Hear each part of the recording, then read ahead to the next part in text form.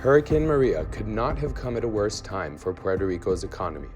Again, it is no secret that before the hurricane, Puerto Rico faced very, very serious economic problems.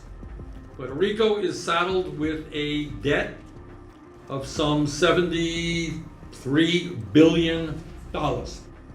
Puerto Rico's future depends on many factors, chief among them, an exodus of people who can no longer sustain themselves.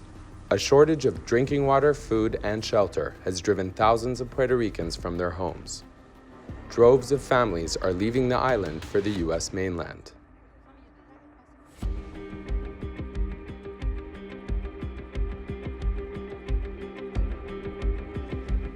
Experts estimate that nearly 500,000 Puerto Ricans could leave the island as a result of the storm, about 14% of the population.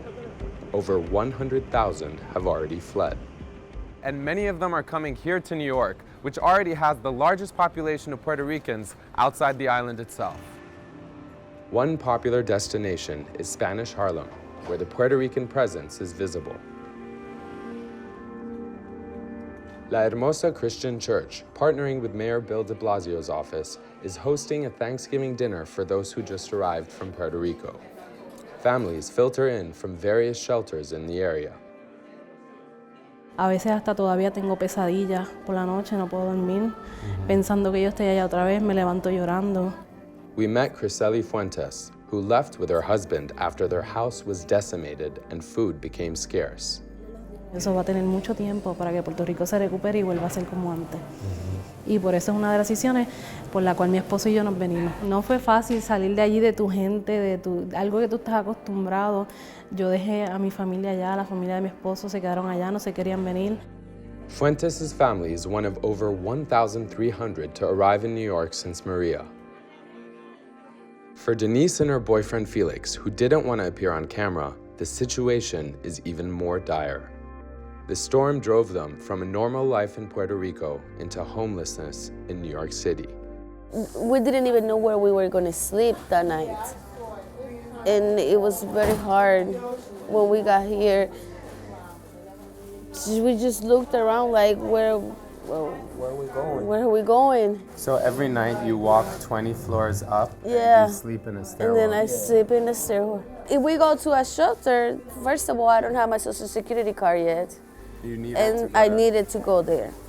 Having lost everything in Puerto Rico, Denise and Felix resorted to begging for money in the streets of New York.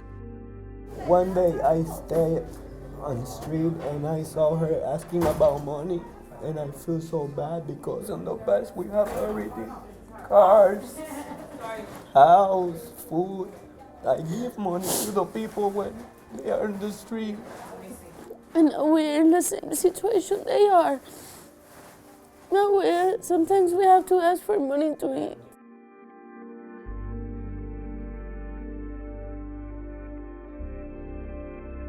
For leaders in Puerto Rico, keeping families and particularly young workers on the island is vital.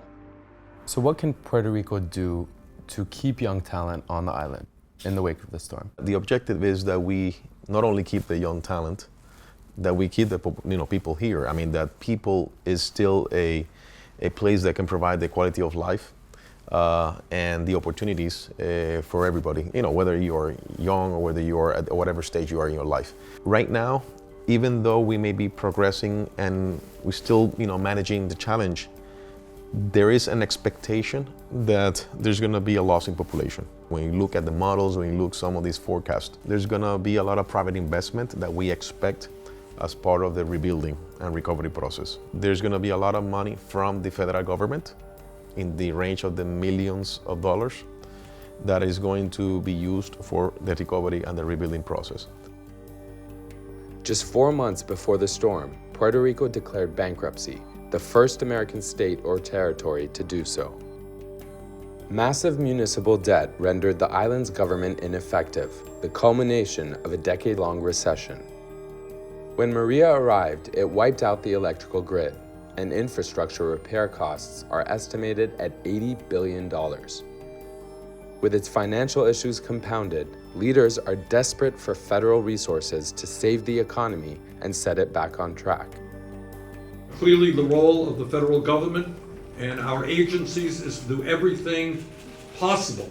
There will be a very big debate in the Congress about what we call a supplemental package, disaster relief, which will include substantially more money for Puerto Rico, for Florida, for Texas, and for the Virgin Islands. And that amount of money will be in the many, many billions of dollars. So far, Florida is seeing the brunt of the exodus. Nearly 200,000 Puerto Ricans have already settled there. In New York, city leadership is making an effort to support families who have recently arrived. Spanish Harlem has a huge concentration of Puerto Ricans, so we knew exactly that this is the best place to open up the center. What kind of things do you do for new arrivals? So, going to New York City is a huge city, and if you're new, even if you have family members, sometimes you don't know how to navigate or how to go to different city agencies and the services they provide.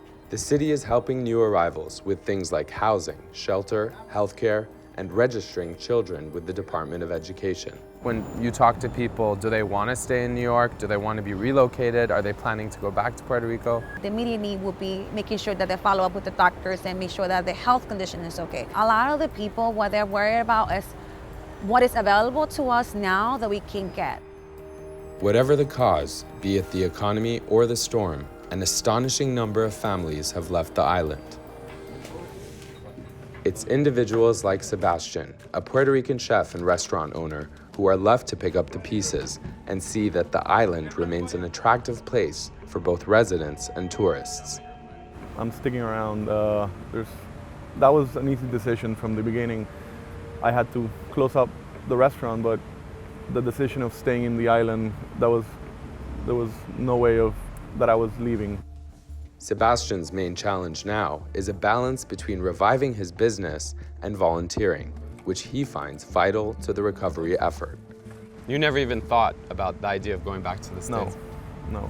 I came back 5 years ago to open up my business and help the local economy, and I'm planning on staying here and helping out.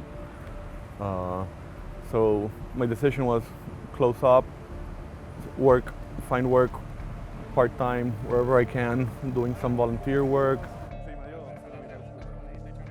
For someone like Sebastian, how do you keep hope alive? Is there anything tangible you can do beyond pushing the plan? I mean, in the immediate aftermath? We have to ensure that we transmit the credibility to the general public, that there is a leadership. We need to make sure that we give them the confidence that we are addressing the situation, that we're doing everything we can, and that we're making progress. So credibility is key. Local leaders like Secretary Rivera talk about credibility and public perception. But when it comes down to it, it's something much simpler keeping people like Sebastian from leaving. There's no doubt in my mind that I'm sticking around. I came back a few years ago and I had it as a mission to help the island I grew up with. It's home. It's home. It's what I where I wanna work, where I wanna have my family grow up in, and have the same opportunities that I had.